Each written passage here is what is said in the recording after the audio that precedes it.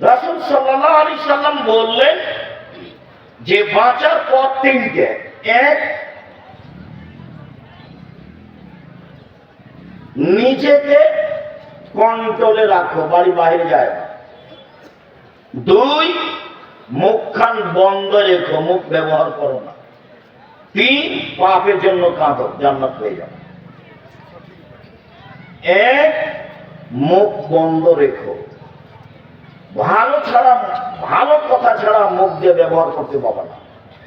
চিরদিনের জন্য আড্ডা পিটা হারাম। দোকানে বসে ল্যাংটা মেয়ে নাচবে আর আপনি বসে চক্ষু ঠান্ডা করবেন, কলিজা ঠান্ডা করবেন, মনটা ঠান্ডা করবেন। এই নোংরা নেককারজনক জঘন্য কাজ ত্যাগ করতে হবে।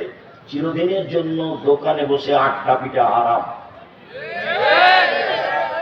দুইজন যেখানে বসে আছে সেখানে যাবেন না। উপার্জন করে খান, 5 ওয়াক্ত সালাত আদায় করবেন, এশার সালাত আদায় করে ঘুমিয়ে যাবেন। রাত 10টায় ঘুমিয়ে যাবেন, রাত 3টায় উঠবেন, 5 ঘন্টা ঘুম হয়েছে। 3টায় উঠে কিছু 2 রাকাত সালাত আদায় করবেন, প্রয়োজনীয় জিনিস আল্লাহর কাছে চাইবেন। রাত 3টার পরে আল্লাহ মানুষের নিকটে হয়ে যায়। রাত 3টার পরে যদি মানুষ উঠে তখন মানুষ কার নিকটে হয়ে যায়? আল্লাহর নিকটে হয়ে যায়। তখন যা বলে সেটাই গ্রহণ করে। একাধিক সহিহ হাদিস, সে আলোচনা এখন নয়। আপাতত এই যে জাহান্নাম থেকে বাঁচার 1 নম্বর পথ, মুখ বন্ধ রেখে, মুখ ব্যবহার করতে হবে না, ক্ষমতা দেখাতে হবে না।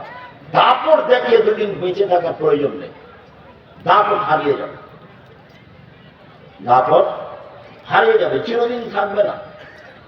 ক্ষমতা চিরদিন থাকার জিনিস নয়। জরুরি প্রয়োজন ছাড়া বাড়ি বাইরে যাওয়া হবে না। উপার্জন করে আসবেন, বাড়িতে ঢুকবেন, আহাল পরিবার আছে, ছেলে মেয়ে আছে, তাদের সাথে থাকেন, কথা বলেন। 10টায় ঘুরে ছেলে, জায়গার তুলনায় উপস্থিতি অনেক বেশি। আমি আপনাদেরকে আন্তরিকভাবে অনুরোধ জানাচ্ছি, আমাকে দেখতে পান আর না পান, দয়া করে মুখখান বন্ধ রাখেন কিছু সময়। আপনাকে আমি জোরালোভাবে আন্তরিকভাবে অনুরোধ জানাচ্ছি, আমি আপনার জন্য এসেছি। আপনার আমি কিছু না কিছু উপকার করবই করবো ইনশাআল্লাহ। আপনি দয়া করে কোন সুবিধা নিতে চান না। এখন এরা আপনাকে সুবিধা দিতে পারবে না। কাজে আপনি মুখখান বন্ধ রাখলে আরো 5 জন কিছু শুনবে, আপনিও কিছু শুনবেন। আর এখন যদি আপনি আপনার প্রয়োজন মিটান বা দোকান পাশে বসে কথা বলেন, তাহলে আপনার এই চরিত্রকে আমি ঘৃণা করি। আমি আব্দুর রাজ্জাক বিন ইউসুফ, চাঁপাইনবাবগঞ্জের মানুষ, মানে আমি আপনার কাছের মানুষ। আমি আপনার কাছে সবচেয়ে ভালোবাসা পাওয়ার হক রাখি। আমি আপনার কাছে সবচেয়ে বেশি দিন প্রচার করার অধিকার রাখি। এবং আপনি দিন ধর্মের ব্যাপারে আমার সাথেই পরামর্শ করবেন, এটা আমার আন্তরিক দাবি। আমি তাতে বলেছি, জাতির যদি রাস্তাঘাট করে দিতে না পারি, জাতির যদি স্কুল কলেজ করে দিতে না পারি, জাতিকে চূড়ান্ত সঠিক ধর্ম দিতে পারবো ইনশাআল্লাহ। ধর্মের ব্যাপারে জাতিকে ফাঁকি দিয়ে পরকাল হারাতে রাজি নই। আমি অন্য কাজ করি না। দিন রাত যেটা কাজ করি, 1 নম্বর কাজ হলো শিক্ষকতা করা। একবারে ক্লাসের যেটা শেষ কিতাব বুখারী সেটা পড়াই। 2 নম্বর কাজ হলো ফতোয়া লেখা। আমি শরীয়ত মোটামুটি বুঝি মানুষ হিসেবে, তবে মানুষ ভুলের ঊর্ধ্বে নয়। আমি আলহামদুলিল্লাহ ফতোয়া লিখি প্রায় 26 বছর থেকে। আর দিন ধর্ম প্রচার করি, তখন অপ্রয়োজনীয় কোনো কথা বলি না, কোনোদিন কেসা কাহিনী বলি না।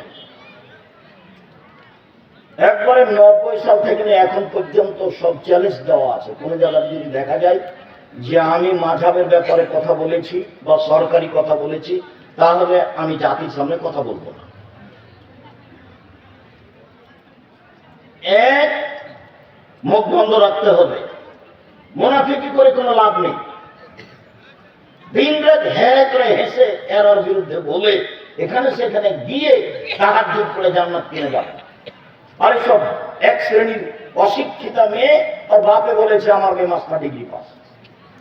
মাস্টার ডিগ্রি পাস যে তুমি, তো তোমার মাথায় কাপড় নেই। তুমি কে বললো তোমাকে মাস্টার ডিগ্রি পাস করবে? তুমি কি শিক্ষিত? তোমাকে দেখে মানুষ পাপ করে, তোমাকে দেখলেই পাপ হয়। তুমি কিভাবে শিক্ষিতা হবে? শিক্ষিতা মানে শিক্ষা কি মানুষের ক্ষতি করে? শিক্ষা মানুষের ক্ষতি করে না শিক্ষা মানুষের উপকার করে? তো তোমার দিয়ে তো ক্ষতি হয়। আর তোমাকে আমি কি দিয়ে বলবো? তোমার কথাটা আমি পরে বলতে চাচ্ছিলাম, দুঃখিত, আগেই চলে আসছে যে আল্লাহ নবী বলছেন নবীগণের বৈশিষ্ট্য শিষ্টাচার 10টা।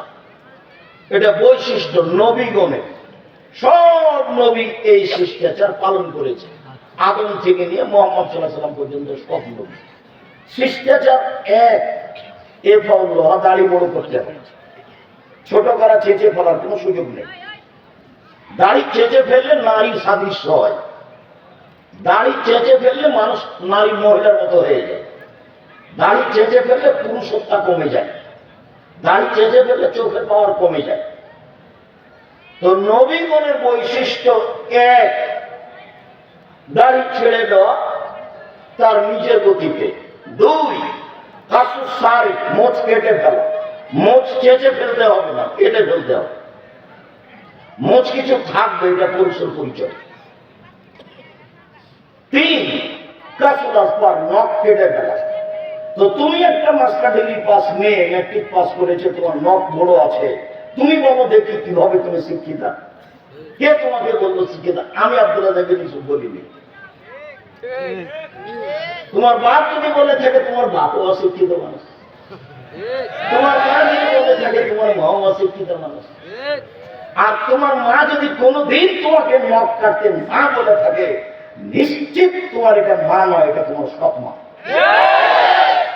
নিশ্চিত এটা তোমার খালা।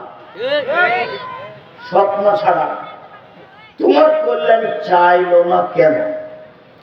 তোমার কল্যাণ চাইলো না কেন? মা তো এরকম হয় না। মার ব্যাপারে একটু